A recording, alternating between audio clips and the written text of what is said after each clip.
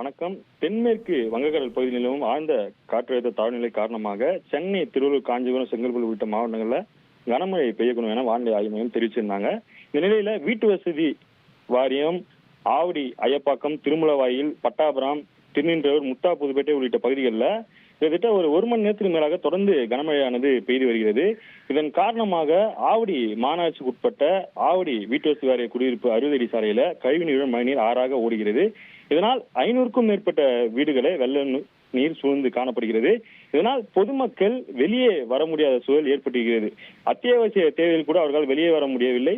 பொதுமக்களின் இயல்பு வாழ்க்கை முற்றிலும் முடங்கி போயுள்ளது. குறிப்பாக ஆவடி வீட்டு வசதி வாரிய பிரதான சாலையில 6 போல் ஒரு மழை வெள்ளத்தால இந்த பகுதியில போக்குவரத்தானது இருபுறங்களும் துண்டிக்கப்பட்டிருக்கிறது.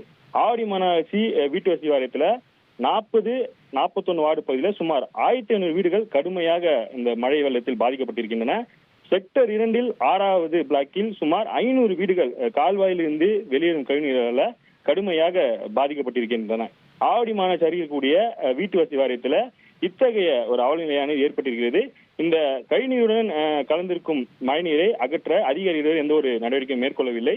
ஒவ்வொரு மழைக்கும் இதே நிலை தான் இருப்பதாக பொதுமக்கள் நம்முடைய தெரிவிக்கிறாங்க.